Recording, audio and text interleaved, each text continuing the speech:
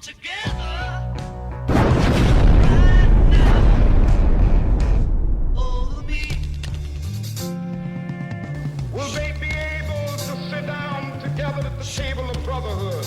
I have a dream. With this faith, we will be able to transform the jangling discords of our nation into a beautiful symphony of brotherhood. With this faith, we will be able to work together, to pray together, to struggle together, to stand up for freedom together, knowing that we will be free one day.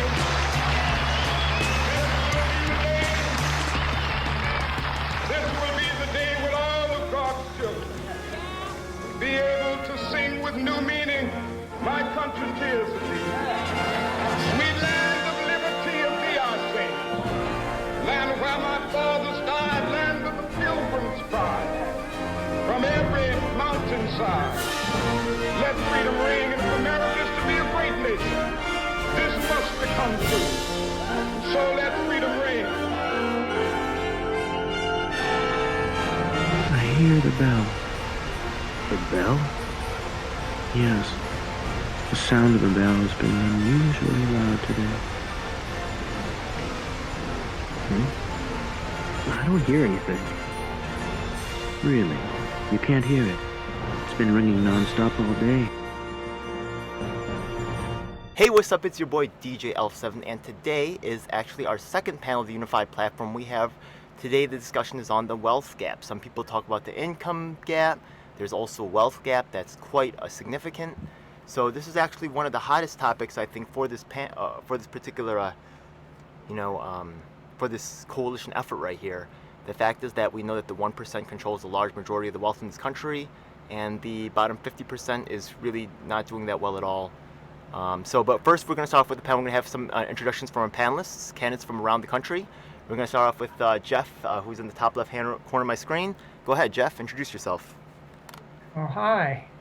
I'm Jeff Young. I'm in Kentucky's 6th Congressional District. That includes Lexington, pretty much the middle of the state, middle toward the east.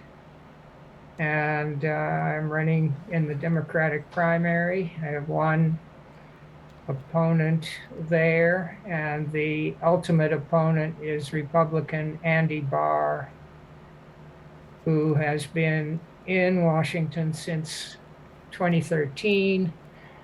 He's a neocon, he calls himself a friend of Israel. And beyond that, he's just a typical far right-wing Republican. Okay. Appreciate that, man. All right, so next we have my man. I'm sorry, were you finished? Yep. Go ahead, Brian. Why don't you go introduce yourself? Hey, I'm Brian. I'm an organizer with the American Union, and we're building a block of swing voters to collectively bargain for a better social contract. We have a legislative package that ends poverty, ends mass incarceration, and ends the endless wars. And the deal for Congress is if they put it on the president's desk before the election, they can earn our support and our votes. If they refuse, their incumbents have a chance to win them. And by pitting challengers versus incumbents instead of playing this Republican versus Democrat game, we can change the dynamic and all come out ahead. In terms of being a political player, you were actually a legislator before in New Hampshire, and also I believe that you have moved to the Carolinas now because you know the importance of the political of those states into the political game. So just you've been an incredible resource just for myself, and I have a lot of respect for your political acumen and organizing ability. You're not just a regular guy. You're not just a regular guy. That's a fact. Yeah. Respect. Yeah, I served 3 terms in the New Hampshire legislature as a Democrat because you have to pick a party to win. Yeah. But I'm an independent these days, and in North Carolina. So it's good that you know how the system works. You've been through campaigns. You maybe help these other candidates, stuff like that. You're you know the process. It's great. So excited to have you on board. Next, Thanks. we have actually a former presidential candidate on the Green Party, now running as a Republican once again, doing exactly what you talked about, right? Sometimes that's what people do just to access it, unless they have a very strong base, like Diane Sarah over there. But let's go and cover Susan. So glad to have you on board, Susan. Go ahead and introduce yourself. Hi, I'm Susan Buchser-Lahaki, and yes, I'm a Republican running for West Virginia's U.S. House of Representatives 2nd District seat.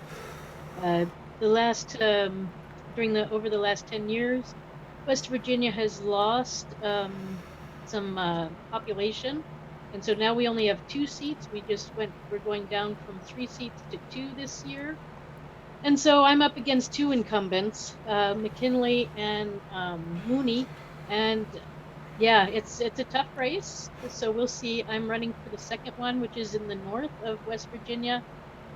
We'll see what happens. And yes, I was a past presidential candidate back in 2020, and so let's see what's possible now and here.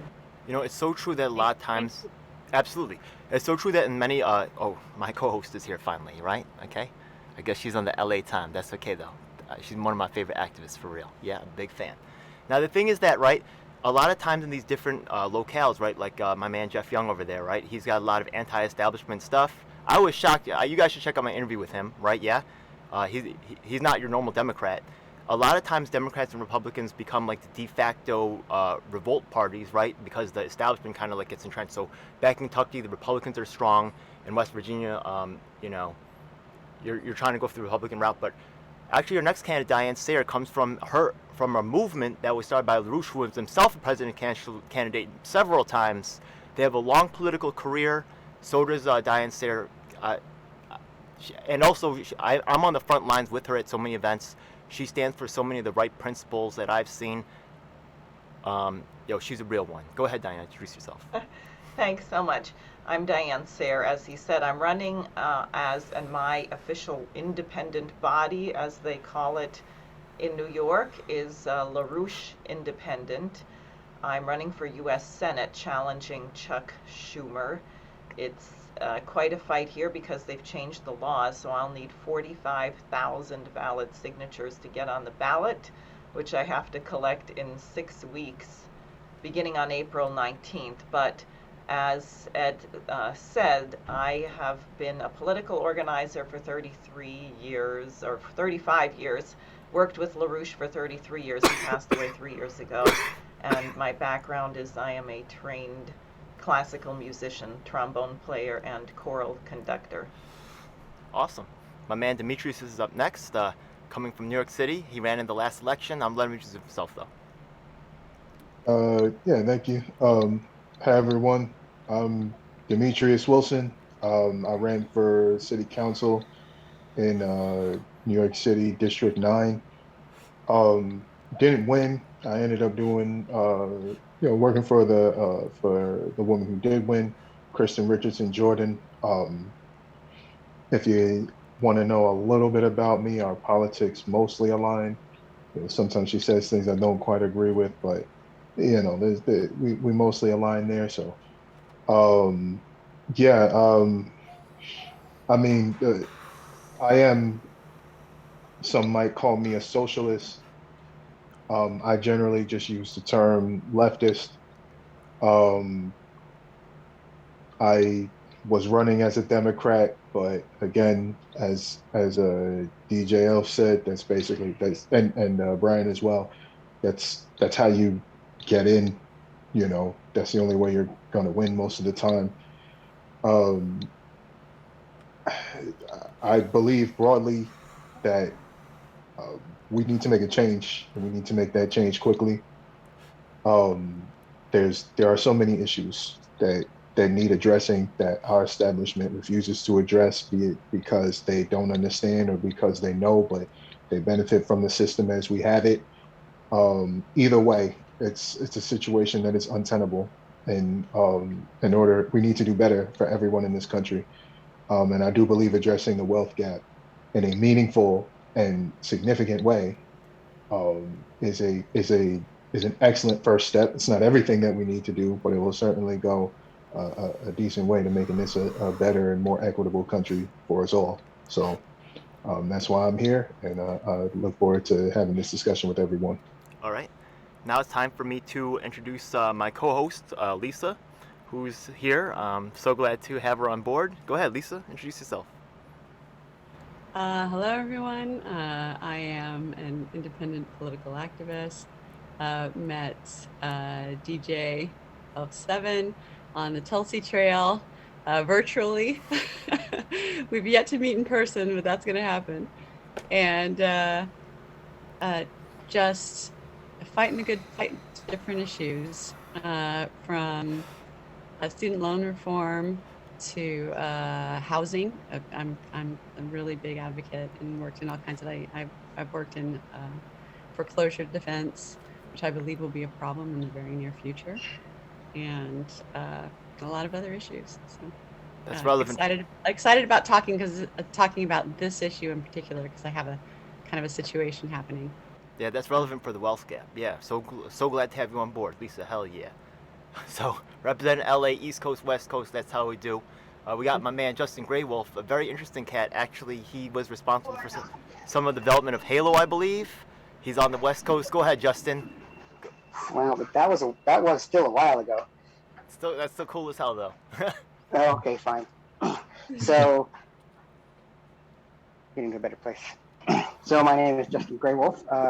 I'm in Washington. I'm running for Congress for the 8th Congressional District here against what I would call a corporate Democrat, as well as now like 3 Republicans, which should be fun.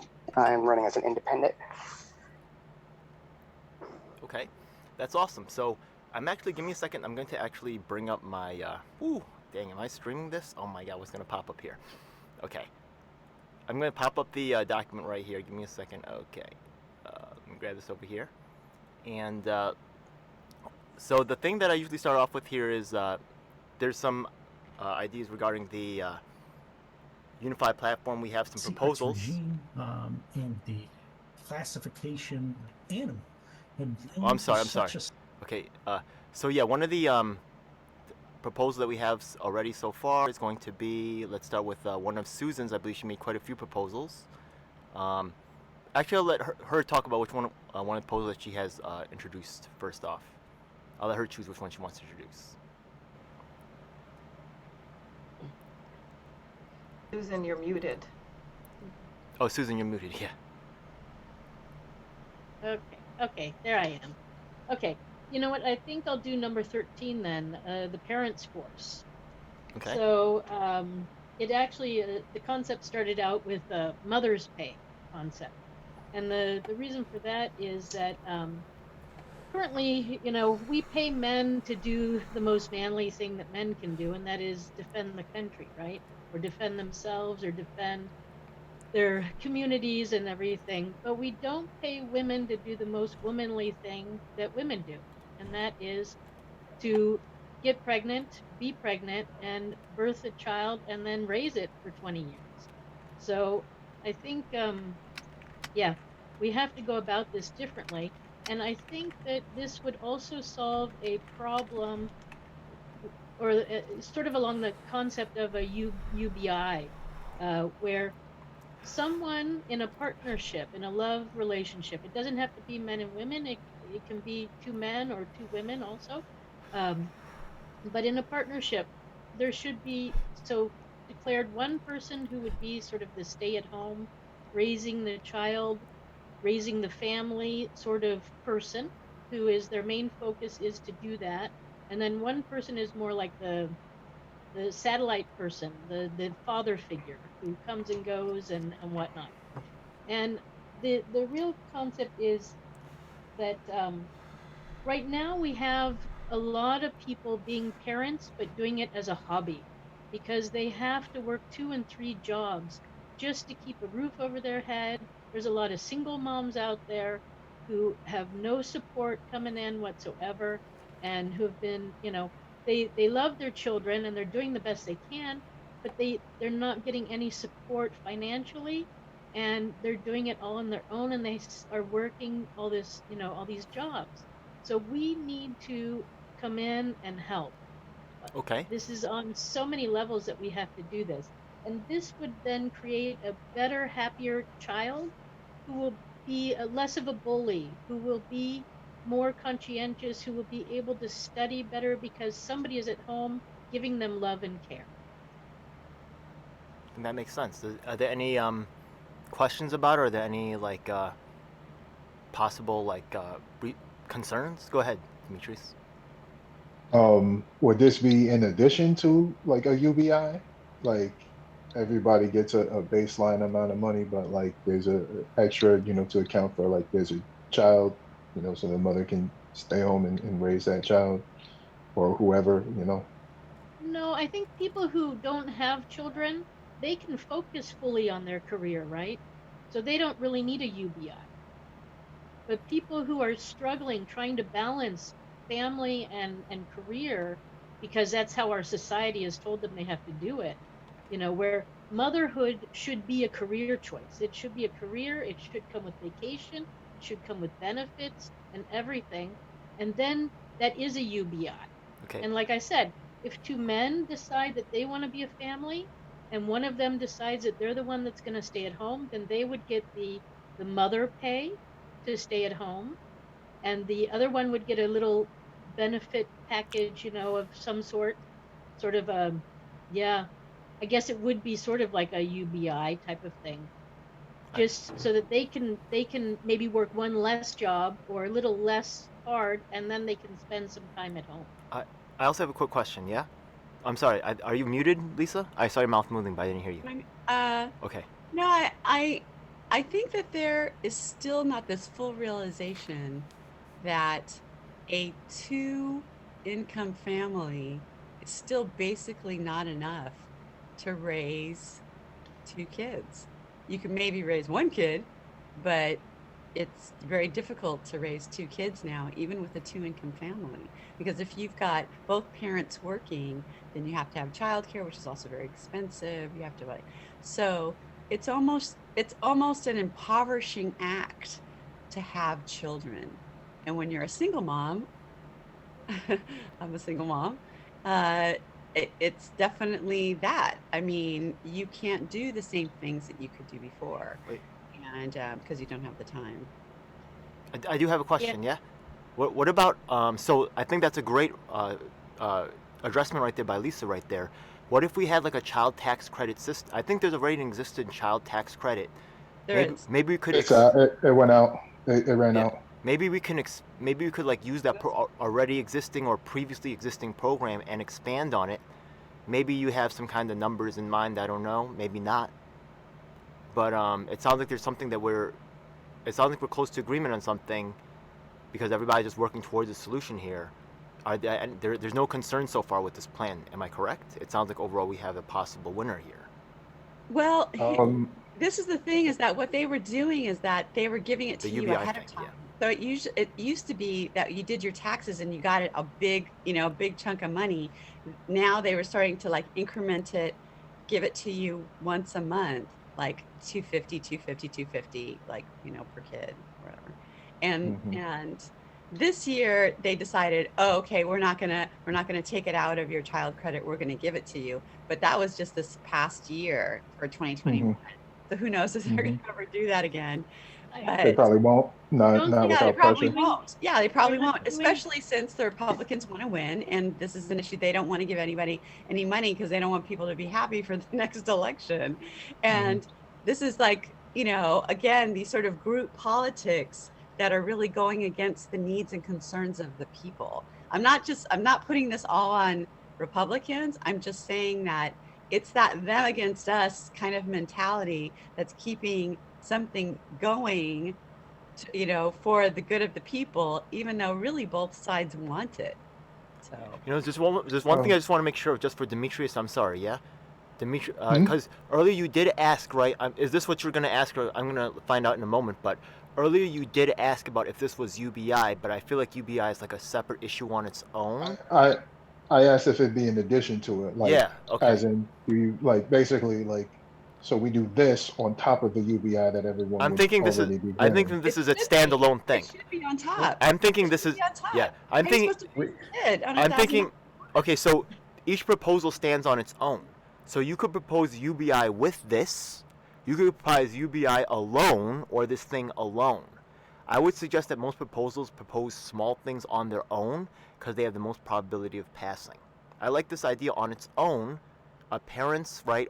Like a special money set aside for parents to try to help them with their expenses and stuff. I have no problem with this plan all by itself.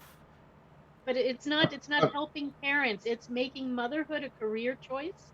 So that is your career. You spend 20 years raising happy and healthy citizens, because that's the Um, problem. We have a lot of people who have so many mental issues right now that, you know, everybody should become a psychologist. We certainly don't need any more lawyers. We need a lot of Mhm. psychologists out there. That's what we need right now, because everybody has mental issues because of the way that they had to be raised, uh, with single parents or with broken homes or with, you know, just alcoholics as parents, and Okay. abuse of all sorts. um, I want to make So sure that we Demetrius' issue is covered. desperately need Yeah. help here. So motherhood has to become a career choice. You stay at home, you raise your child, you do volunteer work, you work with other mothers, you help raise the community. Along with my plan here, the other plan that is also a UBI sort of concept is that everybody gets involved in their community. We've become so broken apart, and this is what's dividing the country. We need to come together. So, two things that are happening very soon. We have soon in 2026 is the 250-year anniversary of our country. It's a great opportunity You're, to you're bring right. us all You're right. together, You're right, Susan. But all of us, let me just finish up and with come Demetrius. Yeah. together and Let me make finish Main Demetrius' thought Street. first. I just want to make sure his thought is covered, and then But Brian's next in the line. Yeah. Because before we go up to 250, I know your 250 no, thing. and That's I a good just idea. want to say I'll let you finish that, but I then we gotta get Demetrius and okay, then Brian. Okay. I'll let you finish. Go okay. ahead, Susan. One more thing. Go ahead. You got it, Susan. Go ahead. Oh, I go. Okay. So anyway, so with that we can come together as a community, and everybody gets involved in their community locally, and that, by helping out locally to get things done, whether it's political or whether it's fixing up roads or whether it's doing some sort of community service. I don't know. I have a whole bunch of things: All right. agriculture, I like your passion. I defense, can see you're a justice. fighter. You're a fighter. There's no So, question about it. So we're gonna come back to you, all right? But Demetrius, okay. I just want to make sure that your issue is covered, or was there a new issue? I just want to make sure that we're clear here. So go ahead, Demetrius. I just want to say that the idea on its own in a I have a couple issues. Sure. But the idea on its own in a vacuum is something that I say, yeah, we should do. I think we should support parents, like generally speaking, the idea of supporting parents monetarily so that, Sure. it's not so crushing to Sure. have children. Any concerns though? Um, One, I don't like the framing. Um, but if it functionally is what I want it to be, that's not much of an issue. But I don't care much about the concept of making motherhood a career. It's I think motherhood is motherhood and careers are careers. And on top of that, I mean, I don't like the framing of basing things around careers. Like I think people should be able to live the lives that they want, career or not. On top of that, I also think that priority wise, I think we should prioritize a universal basic income. And then this should be on top of that. Like, I think we should make sure that everyone lives a decent standard of life first, whether they have kids or not. And also, this can support those who do choose to have kids. I think that we should expand, generally speaking, my belief is that we should expand people's ability to choose, to live free lives and do what they choose to do. If I you're appreciate that. Yeah. monetarily limited, Tho- you can't. So Those are that's some the deep idea. thoughts, Demetrius. Those are some deep thoughts right there. I like that. I'm gonna go check out my man Brian right now. Go ahead, Mm. Brian. What were you gonna say about this? Yeah. So, I mean, to me, it sounds like universal basic income with a children's dividend. And so, what we're proposing for 2022 is $1,300 a month universal basic income for adults, plus 1/3 of that, $433 a month for kids. Wait a minute. Wait a And minute. this Wait a maybe- minute. and Wait a minute. Who is we? who's we? The American Union. Okay, so That's the American Union legislative package. Yeah. and AmericanUnion.com, right? Or is that .org? AndAmericanUnion.com. Okay, Yes. so that people know that And- is right. It's a cool legislative package. They have their own thing coming up, I think, next Sunday or something. When is it you guys have your own show coming up on this unified platform, dedicated to your own thing? But this, the UBI package is part of that legislative package. So for people who don't know what that is about. Okay. Go Yeah, ahead. and so I guess, and so it sounds like this plan would Susan's proposal would fit into that, unless her proposal is to make it conditional, and that there'd be some sort of checking to make sure that a mother or a parent was actually staying home and not working in order to in order to get this extra money to help raise a family. And in which case, if it was conditional, then I think I would object to that. But it can be done That's what through universal basic income and help lift up every American family. If you want to make Thank a quick you. response, Ms. Sarah is next, right? But if you have a quick response, Susan, is that a yes or no to that?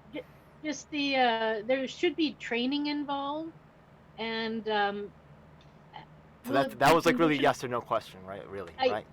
Yeah, I think training should be involved because I don't think a lot of people know how to be parents at this stage. So you say there is I think- qualified. Yeah. So there are Okay. okay. All right, good to know. Yeah. Okay, yes, Diane Sayre.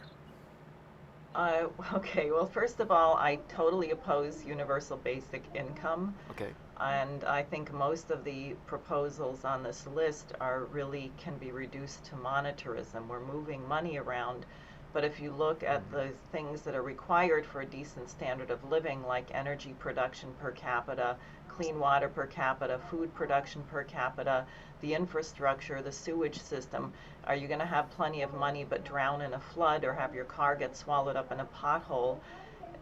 It really isn't about money, and I think the entire system has to be changed.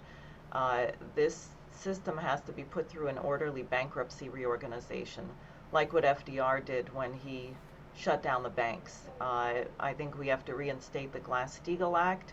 We have to nationalize the Federal Reserve. I think we actually are on the cusp of something really huge, thanks to the idiotic, short-sighted, arrogant, universal sanctions policy coming from our government, which is that you have now a new system being organized around Russia, China, India. They're going to have currencies pegged to a gold reserve system. They're actually interested in their populations as opposed to looting.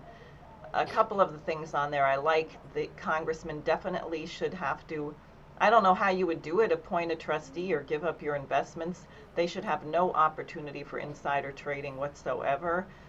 We should figure out how to eliminate these offshore tax havens, but frankly, they're all about to evaporate anyway with this. Oh, just so you know, that is actually a proposal on there to prevent. No, I stopped. Oh, good. Okay, that does no, exist. that's right. Yeah, that does exist. Yeah, we need to do that, but the question isn't really money. It's a question of how do you measure economy? Do you measure it in dollar terms? We have the stock market at stratospheric highs, and the physical economy is being looted to sustain that. So I think you have to measure it in terms of the productivity of your population and in terms of life expectancy, infant mortality, and you have to have economic policies that actually address the physical needs. Now, as a stopgap, probably it makes sense. It does make sense to have some way of allowing people to support children. Obviously, you can't in this economy, so that might be something we have to do temporarily. But the truth of the matter is, we're really bankrupt, and just moving money around is not going to solve the problem. Okay, it's good to know that. By the way, Mr. Grey Wolf, I know that you don't really have access to the whole hands up system because you're on the phone. Did you want to comment on any of the stuff so far? I don't want to leave you out.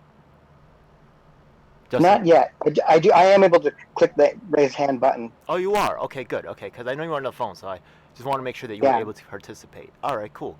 Yo, Diane, you just said some really deep stuff. You said so many things. Oh my God, I'm still trying to catch up with it. That was quite a lot, yeah? But I appreciate that. There are some quite interesting things that you said there. I have to digest it. Does anybody have a response to it? One of the many things that she said? She said a lot of stuff. What about housing? Because I really didn't hear you go, deeply into that. I mean, yeah, you can have wonderful, beautiful streets, and your car can be great, but we're not talking about cars here. We're talking about people. Oh, and absolutely. I live in Los Angeles, where we have well over 60,000 people sleeping on the street in the rough. Right. Oh, yeah, you don't got to be on the Many more West times Coast. I that. live in New York. Many more where times they're running. that. I mean, we're the homeless No, capital. but see, you have to take the And many more times that who are housing insecure, who are almost a step to that. Yeah, but So- the only way you're going to fix that is by bankrupting the system. Because what people are paying for in these exorbitant, outrageous rents, and why the slumlords get away with mass murder like they do, is because they're part of this speculative garbage. So we need to enforce our monopoly laws. We have to take the funny money out of housing. What are people paying in taxes? They're paying to bail out, credit default swap and interest rate swaps. They're not actually paying for anything. So it's the whole entire system. Obviously, housing is a huge part of this. I mean, one thing we have to do is open and rebuild all of our mental hospitals. I can't believe the capacity we've lost in terms of mental health care. This is a horror. And so you have people put in situations that they're not capable of dealing with. But what I'm saying is it's systemic, it's not piecemeal, and moving money around is not going to address the fundamental root of the problem. I think I understood that as your take. I understand that, but don't you think that that's the long way? I mean, this is what I've heard No, from it's quite homeless immediate. advocacy. This is what I've heard from homeless advocacy. That's Diane, okay. all That's due okay. respect. We're not here. Wait a minute. Have a Yeah, tendency to happen after Lisa, the Lisa, homeless. Lisa. We're not here to argue about what's right or I'm wrong not here. arguing. We're What here. I'm I mean, saying, but if we are discussing the Okay, proposal. but I do want to hear from Justin, because Justin really had, this is like Justin's first time speaking. I've been waiting to hear this man. I want to learn more about his policies, right? Yeah, that's probably the reason why we're here, right? To learn about each other's policies and understand each other more. So Justin, what's your take on this whole situation? Well, so this isn't a policy thing specifically, but it's something that's come up recently that I've been thinking about. When it comes to, I don't have a good reason why, but when it comes to UBI, I balk. Something about it just doesn't Fair. just doesn't work for me, and I don't know what that is. Okay. But Perhaps think about that. but on the other hand, one thing I've been thinking about is this idea of we pay taxes, we get different things out of them, and I've been starting to wonder if that's actually going somewhere else. So let me stick to this part. Rather than the idea of providing money for just providing money, or for Susan's idea around the stay-at-home caregiver, it seems like it would be easier, and it doesn't bring up the whole idea of bankrupting the country to give everybody money, of just looking at, make sure that everybody has guaranteed housing. I know in some areas this is true, and I definitely know in my area this is true, that there are lots and lots of empty homes just sitting there. That could go to the speculative part, that but not enough to cover everybody. not everybody, and there are things that need to happen about that. But it was just the idea of everybody has a home, everybody can eat. I won't even get into health yet. It is a necessity. Like those two things. Okay. And if they wanted, well, I mean, because there's an aspect of capitalism I still like, but at the same time, everybody should have their basic general needs met. And good point. And anything else you might want to get is extra that you would work for on your own, if that makes sense. Hey Justin, I don't know if you have any time after this is over. We can talk about that, because what you're describing is essentially market socialism, where you take people's needs off of the table. Like a government provides for what everyone needs, but markets still exist for things that you don't necessarily need, right? Okay. Yeah. That's effectively what I am, like a market socialist. But it like, I think that could be done, but we have to drag it out of our system as we have it first. But yeah, man, your idea exists. Okay. I'm sure we could do it. I have a question for Diane. Wait, I have a question. Just Diane. just one more thing I have before a question. one thing, if I could just, I'll let you do that, at least. I'm so sorry, but just before, they did want to shout out the chat right here. Phenomenal Mysticism, thank you so much for tuning in. Phenomenal Mysticism does actually express support for the universal basic income. He does, or she does, also support the motherhood plan. just want to shout out and thank you for checking out the chat. Go ahead, Lisa. You can ask Diane your question. Sorry about that. Okay, let's say, hypothetically, I'm a homeless person. I'm, sleeping on the street. Got a tent on the street. I get rousted by the cops every, once in a while. You, in your plan, how long does it take for me to get housed? It should be instantaneous. There should be That's plenty impossible, of adequate Diane. Wait, housing. let Why her is that answer. That's Let her impossible, answer. Diane. Let her answer. Let her Why? answer. Let her answer. I mean, all due respect, man, I don't want to get BS to.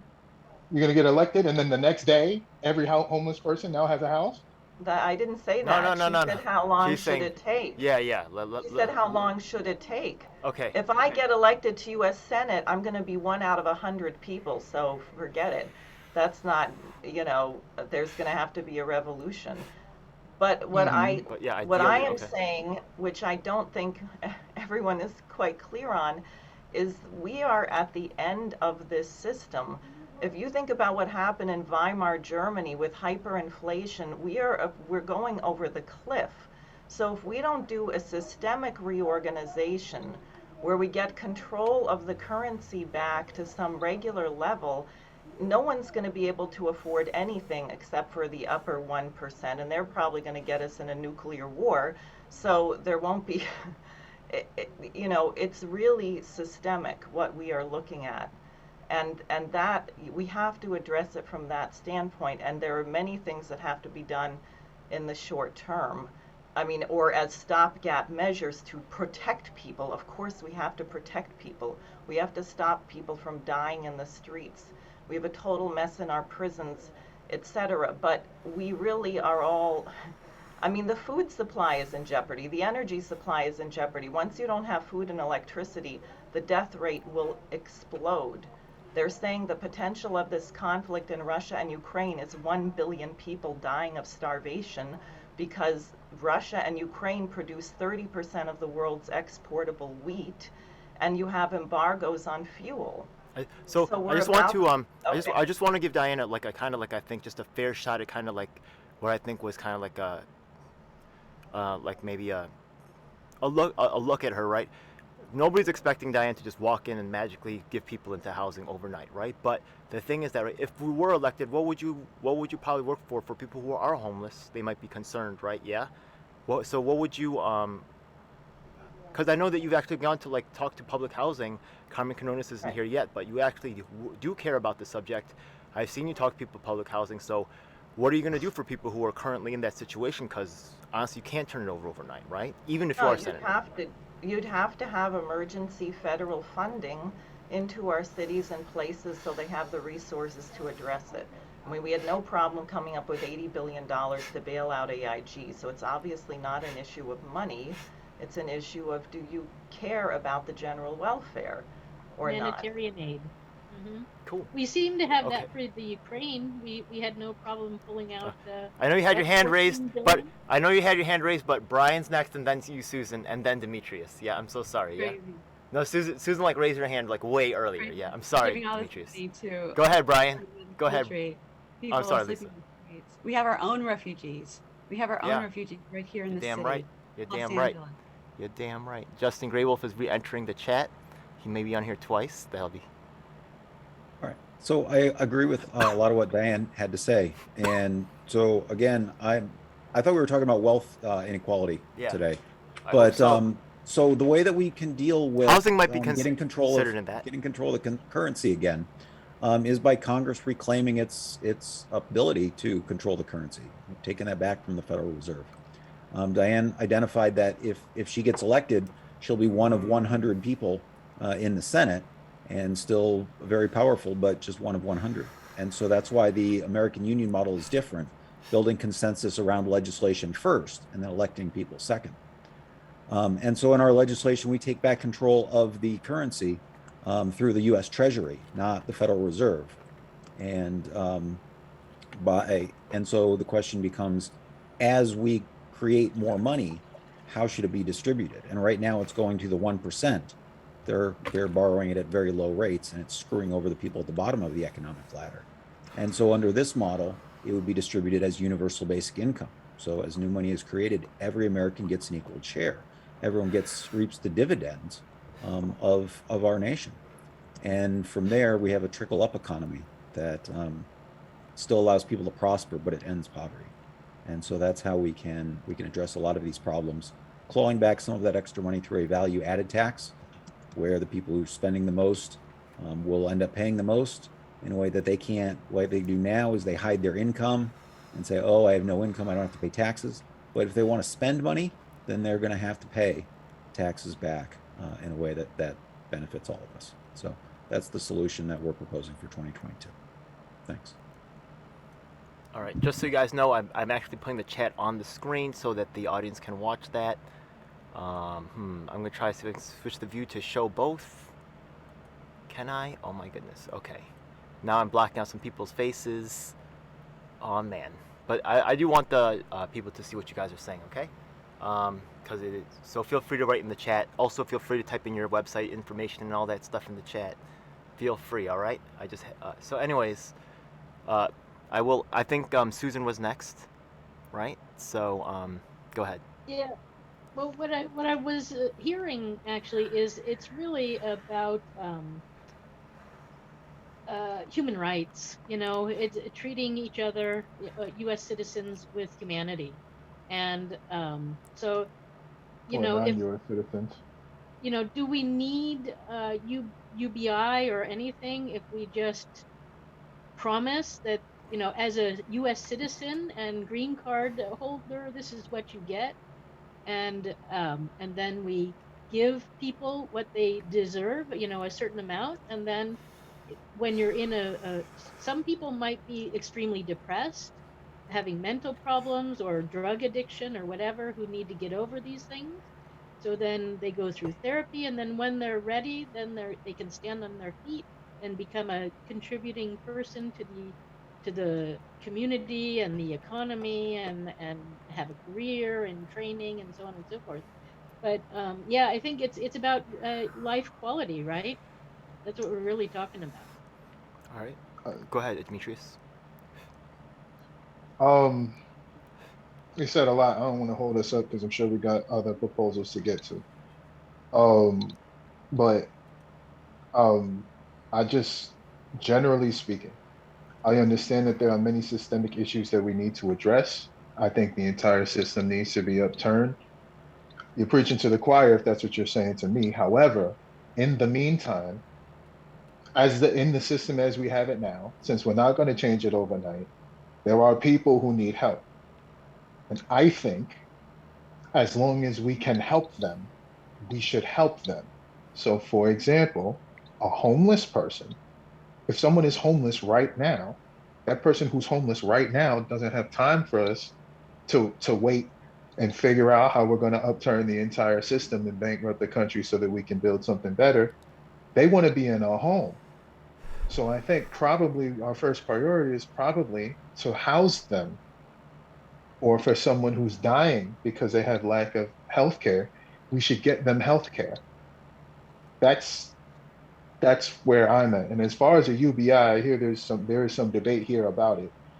I'm willing to compromise on the idea of a UBI as long as we can get to a point in society where you don't need money to exist. As long as like money is tied to your continued existence here in America, then a UBI is reasonable. Like it's the only reasonable thing. But if there's a way that we can get to a point where you don't need it to survive, then hey, we don't need a UBI. But it's like that's the idea. It's just so that people can get by without having to stress about bringing it back for 40 hours a week Okay. at least. Look, I stand by all y'all, but either way, just so you'll know, I support UBI, but I'm not mad at y'all if you don't. Either way, I'm not mad at it. Really, tell you the truth, right? The fact of the matter is that you guys bring up all very valid points.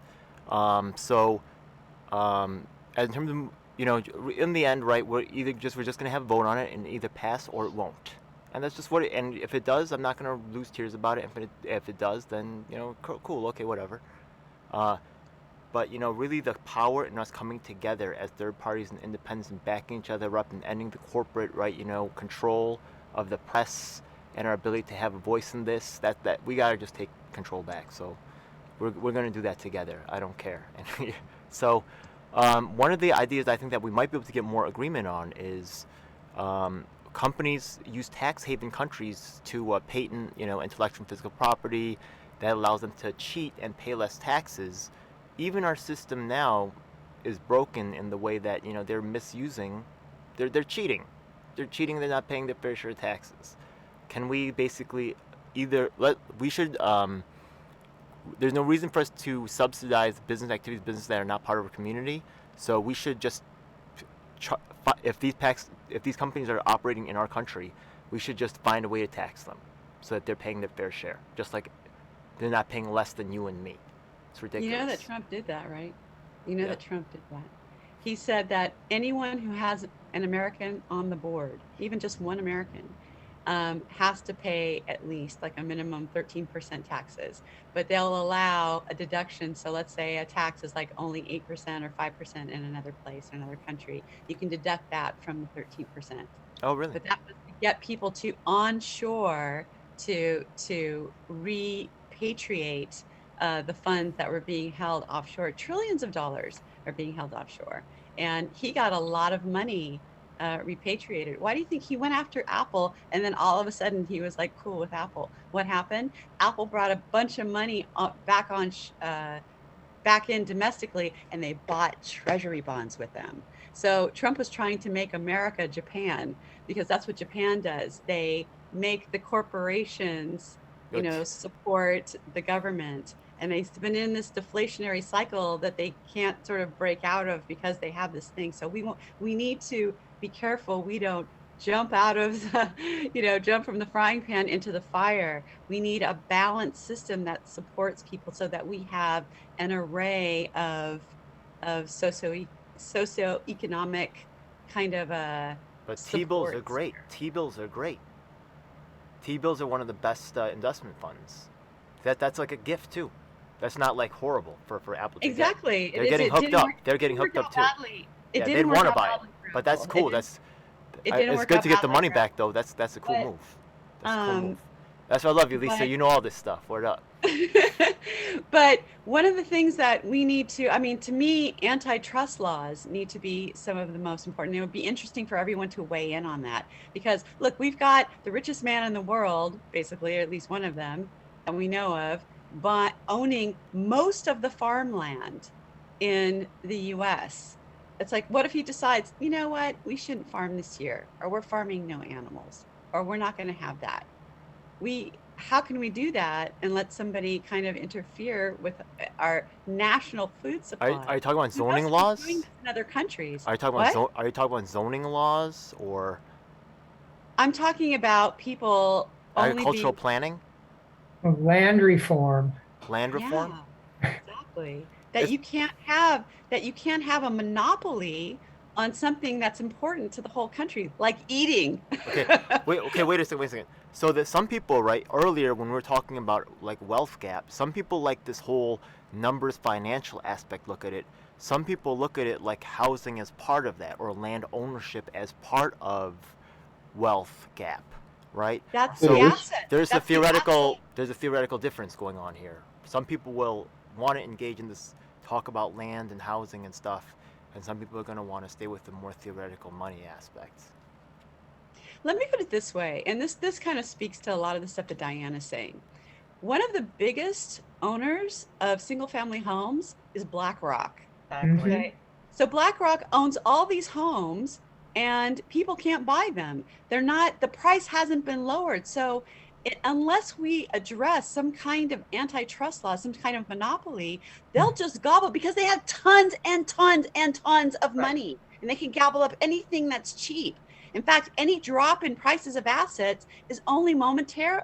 It's only a momentary event, because they come in, buy up everything, and then the price of everything goes up. And they're artificially doing that. Unless we can keep them from No, doing and we don't need new laws for that. The laws already exist. and Exactly. they're They just already not being exist. They're not enforced. being. Right. I think we need to reinstitute Glass-Steagall.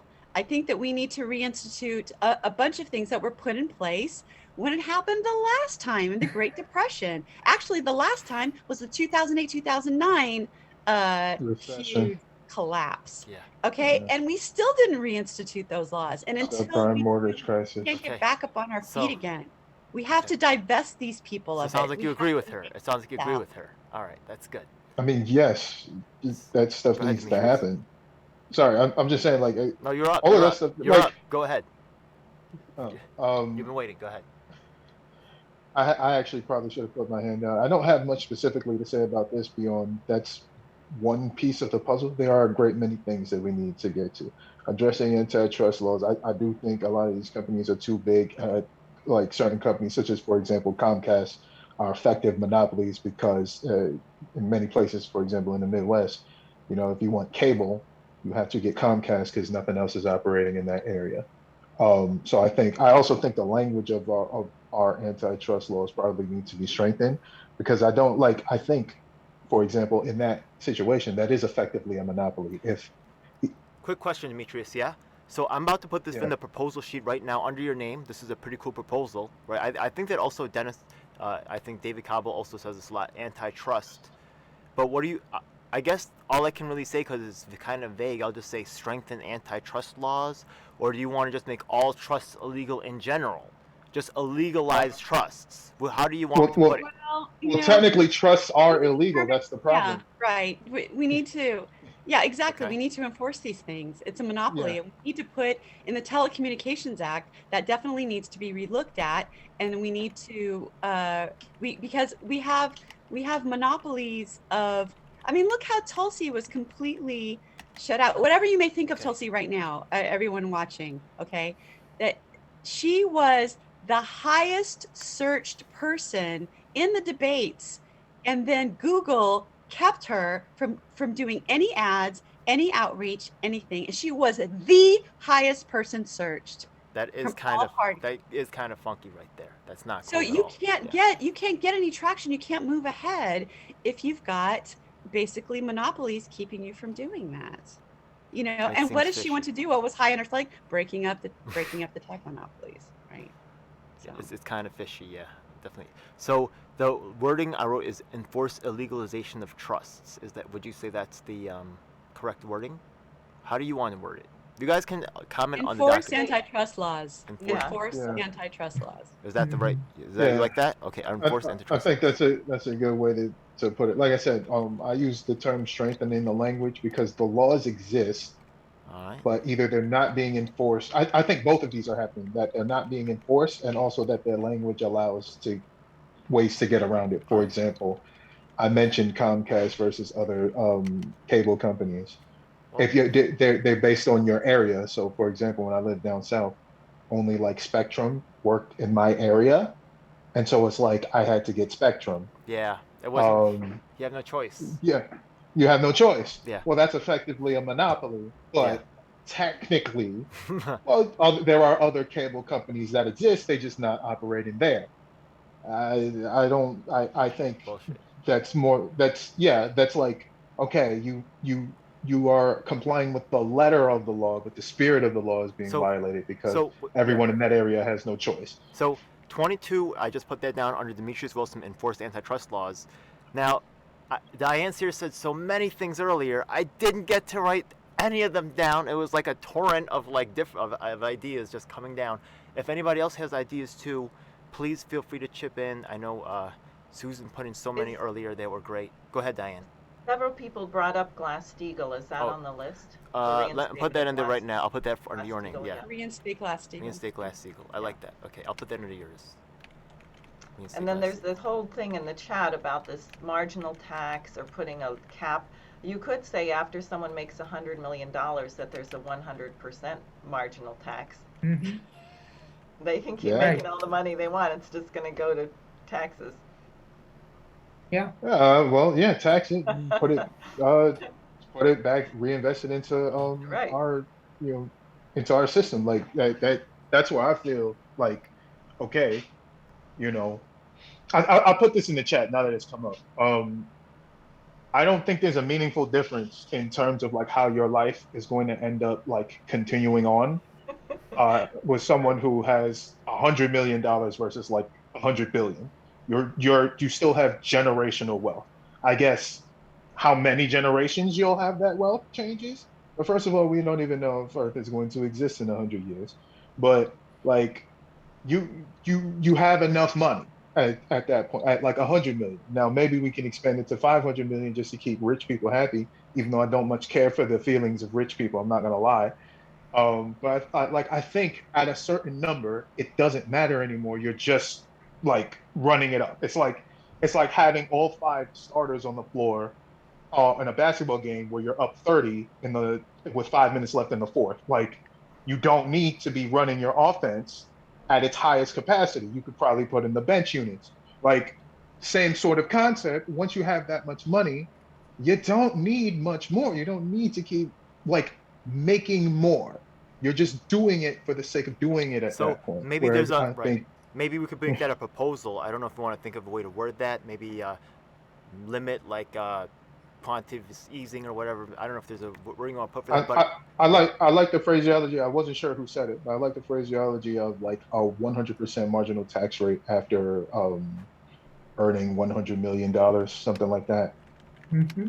Um, I think I do think it should specifically be a wealth tax rather than an income tax because not everyone makes $100 million a year. No one, well, not very few people make $100 million a year, but um, so what's I, it called? But there are people who have over $100 million and that it's just sitting there is that in is their accounts. quick question? Is that the same thing as a maximum wage? I think Essentially, that's a little different. Yeah, a no. maximum wage is would be a cap on what you can earn in income, whereas what I'm talking about is actually targeting wealth, what you quote unquote have. The marginal I mean, they tax. did. That's What interesting. what is the People have marginal been tax talking rate? about, yeah, that's interesting that you brought up. I just Then they want just take all the money after that. back on that we have a ratio that's set up so that the CEO can only make X times their lowest employee. So even including bonuses. Okay. So Wait a you second. can't, Who's gonna you know what I police mean? that? So Wait, that wait. that way Before there before we go that off and everyone lifts up. If everyone lifts up with Be, the top. before we go off into another tangent right quick, I know that Justin did have his hand raised, but I just want to take a quick note for the audience and just note that today we have a very special thing right here. I'm going to notice that we are making history right now. In the room we have a Democrat, we have a Republican, we have an independent, we have a former Green presidential candidate, we have a card-carrying libertarian, we have independents in the room. How many times in history when's the last time you heard of a a coalition group like this getting together, working together, talking about stuff, trying to really honestly get work done? There's no reason why leaders can't do this. This is the leadership that you want. This is the leadership that you need. You're seeing us doing this in real time. There's no reason why leaders have to bicker like that and can't get anything done. We're doing it right now. So with that, I'm going to go to my man Justin Graywolf. Go ahead, break it down. The only thing I just wanted to make a comment of in all of these is that Demetrius already made the comment of has, and you look at some of the billionaires, a lot of that is still virtual wealth. Exactly. Exactly. Once at some point to say if Amazon goes to $1 a share, then right. Bezos doesn't have quite as much money. Right. He still has plenty of cash and assets, I believe. But there's a balance there. I think there's a drop happening in our not too distant future. So the overall arching arc is deflationary. So Wait, I didn't understand. What does it mean 100% marginal tax rate after earning $100 million? That means like after you make $100 million, the rest of your money goes into taxes? Yes. So it's that's basically a maximum wage to me because the maximum you can earn is $100 million. Well, but that's not a wage. But most companies won't pay you more than that. Then they'll just use the money to go into the rest of their business. So because who's going to pump the money to the government? It's once you reach once you have earned $100 million, like at any point, however you got there. So let's say theoretically, you make $1 a day, and you're immortal, so you live, for 100 million days. Well, on your 100 millionth day, every dollar you make after that goes to taxes. It doesn't matter what in a year. Yeah, that's. It would be in a year. I mean, I'm sorry, I'm not sure what you're responding to. I'm saying that it's not um, doesn't Lifetime. keep adding up. It's your income in a year. After you make 100 million, 100% Well, is taxable. Tax. well, see, I that think that's like, two different ideas being talked about here. yeah, yeah, you're talking about something. I'm talking about like, taxing wealth. So once you've made $100 million, everything after that is taxed at 100%. Like DJ L said, there's very, very few people that actually make Oh, $100 million per year.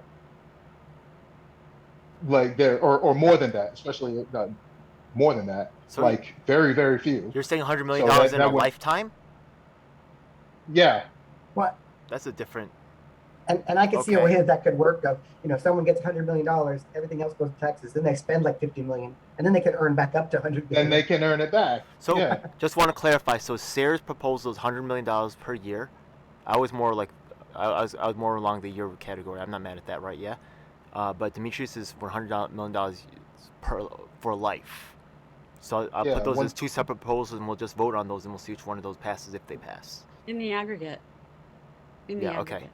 So I'll put those both By in. the way, I mean, I'll Possibility. say like I'm willing to negotiate on the number. I say 100 million because again, I see no meaningful difference beyond that.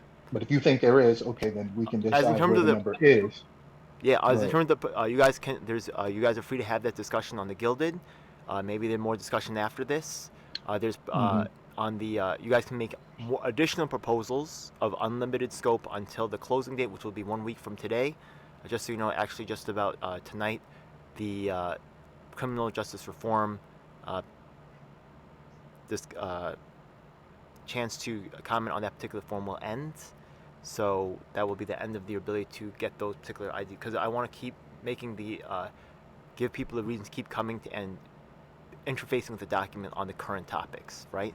Next week I think is going to be on the topic of was it medical health reform, and I think that there's actually a national independent or universal healthcare solidarity action day is next weekend.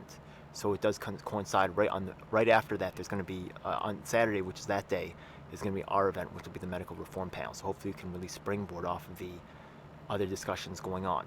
Okay, but just saying that, we're going to go on to my man Brian from an American Union. Go ahead. I was going to ask Demetrius if he could clarify his proposal of $100 million is all you're allowed to have. And again, we're recognizing that a lot of these people own their assets in stock and things like that fluctuate in value. And so what exactly could you clarify what you're proposing? That if the value of their stock hits 100 million, what? You like seize it and sell it off, in which case the price then drops, and then how exactly would that work? I understand the 100% marginal tax rate on income in a year. That makes sense, but I'm not sure about how that asset thing would work.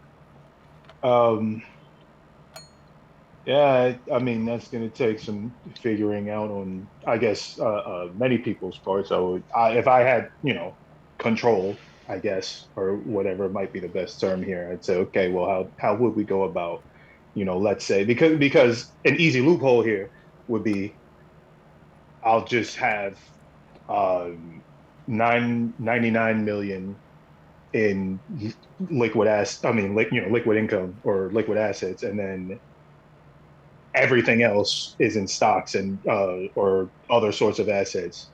And I'm a billionaire if you add that up, but all I have in cash is 99 million. So you can't tax that. You see what I'm saying? So I can see the issue there. The broad idea is you only want to be worth $100 million. I'm not 100% sure how we go after those different sort of financial assets. That'd be something that I have to figure out. But I'm more supporting the idea broadly rather than explaining the mechanics at this moment. I'm sure that's going to take a while. I'm not going to lie. I understand. Okay, I want Well, to. I think it can be simplified. The two proposals that seem to be on the floor can be simplified, I would say, into an income tax, an income limit. You make $100 million in more than 100 million, then everything over that is taxed. That's the 100% marginal tax rate proposal. So that's one proposal. The other one could be, just pick a number, 200 million. If on December 31st, you look at the closing prices in the stock market, and somebody's total assets are above 200 million, everything above gets confiscated. The rich person gets to decide which stocks they're going to give to the government, and so they can they can calculate which investments they have, how many houses they're going to get rid of, give to the government. So you've got $100 million annual income cap and a $200 million wealth cap every year on December 31st. Okay, But so a lot of these people with a lot of wealth, they hold their money in trusts and things like that, right? Trusts fine. count. They have to do a balance sheet every year. I think the best thing to do is to get rid of the loopholes that we have already. If we got I rid of mean, loopholes, people would actually pay taxes, and then problem is solved. We'd have tax money, right? I mean, But now we have so many loopholes, people are hiding things everywhere. So I think, and they have these bookkeepers Investigate. and lawyers who manipulate everything. So let's okay. get rid of the loopholes. And then I also mean, Social Security, there's a cap on that. I don't know exactly where it comes, but it's everybody who earns after a certain amount, they don't have to pay more Social Security. They just stay Okay. level So with it. So what I yeah, have to we say at have to this get rid point, of what I that have to say at cap. this point is, I was trying to write this down to set an annual audit of assets, but then like it's like too like I was struggling. So if you guys come with your own proposals, you all can comment on the sheet. Even people who are watching this right now, this is not limited to only candidates. This is open to the public, but right, obviously the candidates are the only ones who are really going to be able to vote on the proposals. That's because they're the ones who are going to be running, right? So, but this is something that we want your involvement with too. Also, let these candidates who are running know how you think about these things. Once again, Jeffrey Young was just speaking. He's running for office in Kentucky over there. And as we go around, we'll reintroduce each person and what they're running for. Yeah. So who's next on the? Anybody else have anything else they want to bring up? Yeah, no tax on people who earn under 100,000. Okay, so back to Susan over here once again, our candidate from West Virginia, Yeah. and she's a Republican and running for House of Representatives, right? So go ahead. Exactly. What's your idea again? Yeah, no tax on people who earn under 100,000 a year. No tax They at don't all. have to pay income tax.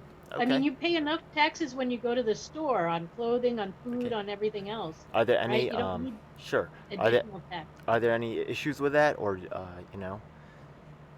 It's just a straightforward lift the marginal tax rate on the first $100,000 or Yeah. reduce it to 0%. Yeah. Exactly. That seems Pretty straightforward enough. Yeah. that does seem straightforward to me.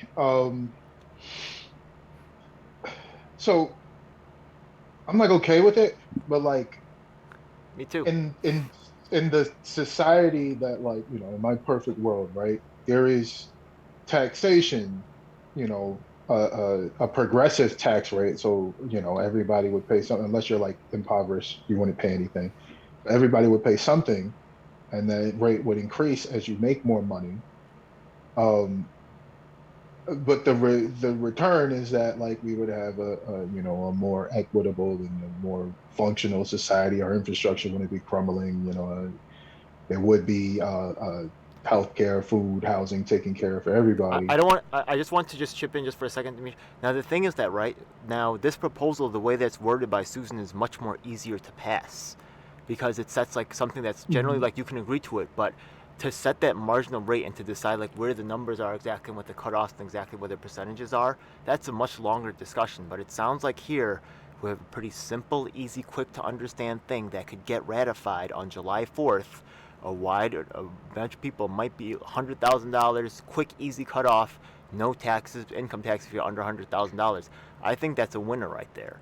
It sounds like overall you agree with it. We can go into the weeds and start getting with the specific stuff, but I'm not mad if you want to make a proposal. I actually recommend that you actually, if you have a specific like numbers in mind, that you shoot those onto the document. But as in terms of trying to come up with those numbers here, I just think that that's going to take too long. I really would not rather get into that discussion. If you really want to, you can stab at some numbers, but I'm not going to go down that path, that rabbit hole. That's fine. I'm not trying to go into the numbers right now either. But I was just bringing up like what my concerns might Appreciate be. that. I I think agree with I'd that. be willing to pass this, but I also at some point, I if agree. we were building towards my ideal society, at some point I'd want to repeal it I in agree. favor of the progressive That tax rate. You see what I'm saying? that makes sense, yeah. But our best hope is in the simple stuff, unfortunately, yeah. For now, yeah. We can have some. Suppose so. Yeah. I think along with that, no taxes on incomes under $100,000 is we should have this earned income credit for people who make less than 30,000 or something or other, and then what they get should actually be something that makes a difference. I mean, especially if we're going to start taxing all these billionaires at the rate they should be. Okay. And I don't know what it should be, 30,000, 40,000, or it'd be different for a household or a single person filing, but there should be a substantial credit. You know, I wish Larry Sharp was here because Larry Sharp does have the idea of a reverse income tax, where he says that if you're underneath a certain amount of income that you get a rebate. So honestly, he is a high-profile candidate and actually could also help drive his support and significant libertarian support towards this platform and this coalition. So what's up, Larry? Come on, help!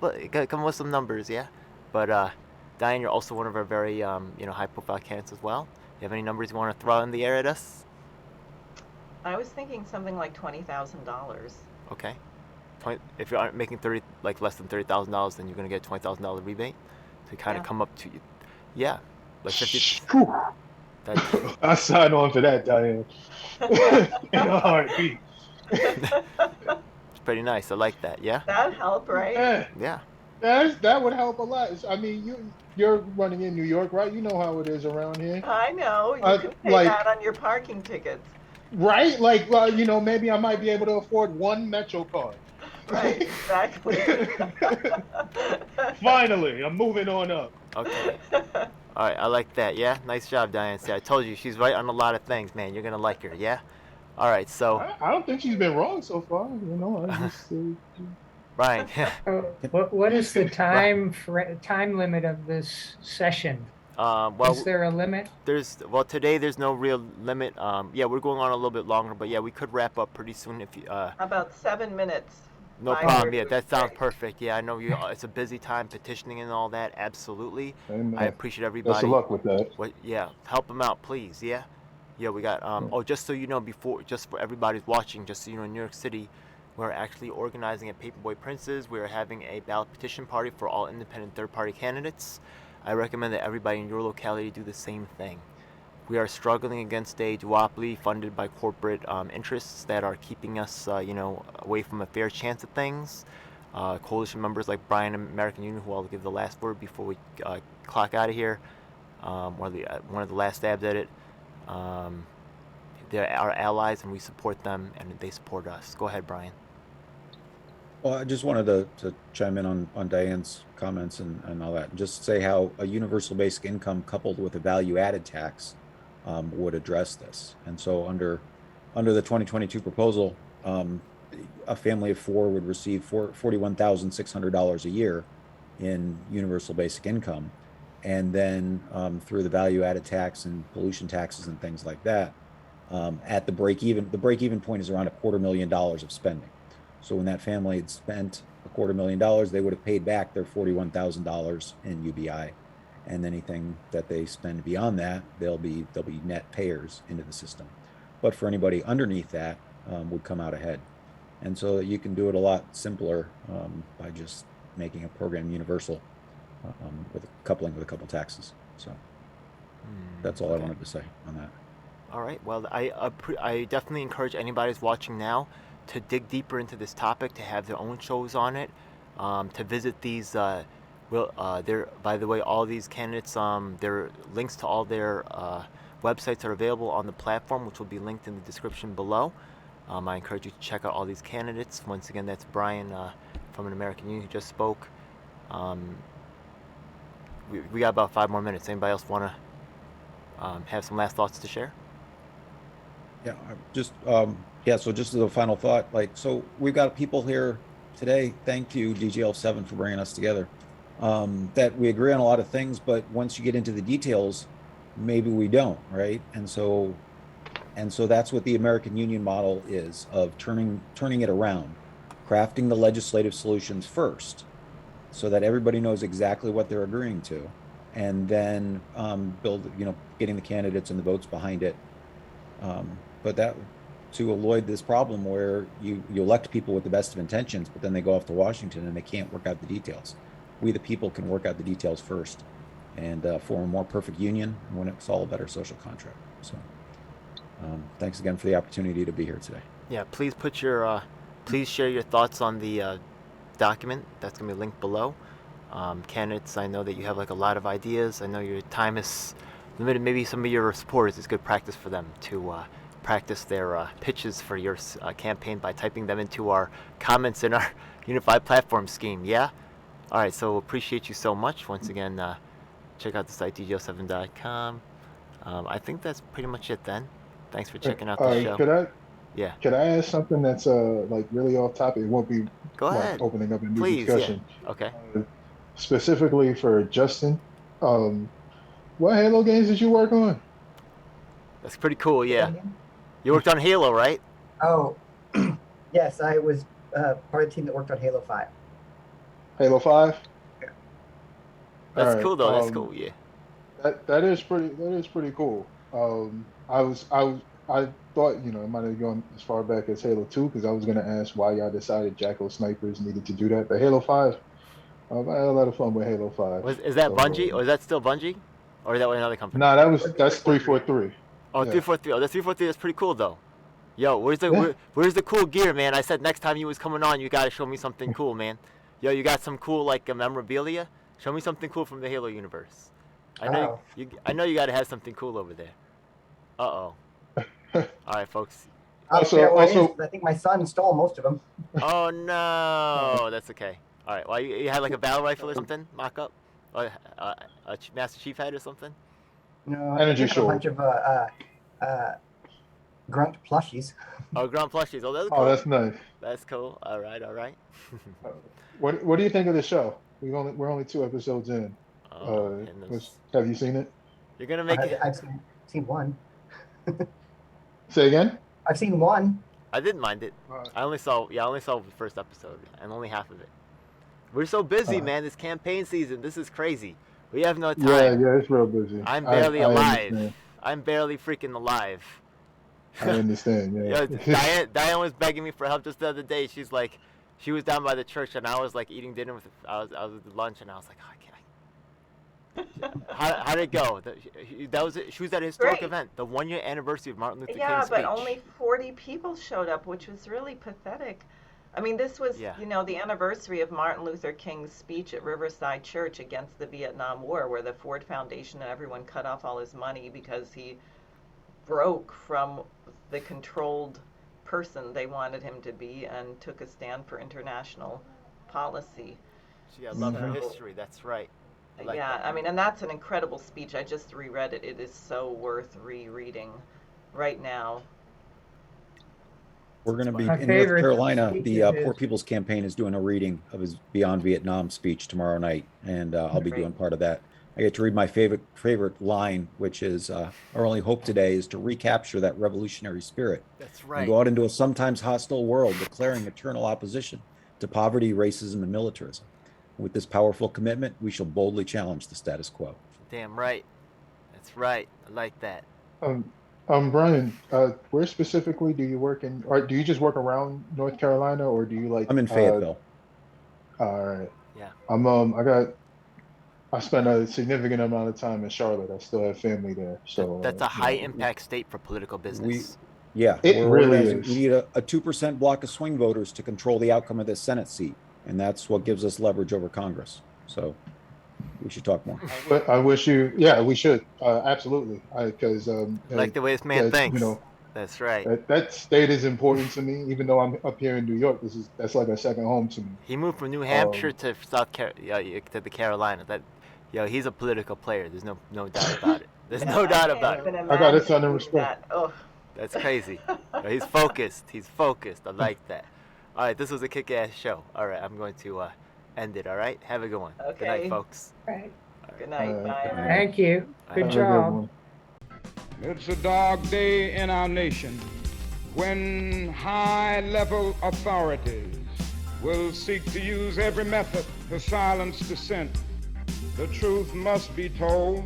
And if you want the truth, you need to check out independent media producers just like myself, DJ L7. You should subscribe and hit the bell icon to get notifications when I release a new video. Truth of these We are words on all is the major beyond platforms. doubt. That includes Facebook, Twitter, Instagram, and of course YouTube. Unfortunately, we have definitely seen that these mainstream outlets will cave to corporate interests, so we encourage you to join our independently moderated communities of Reddit and Discord.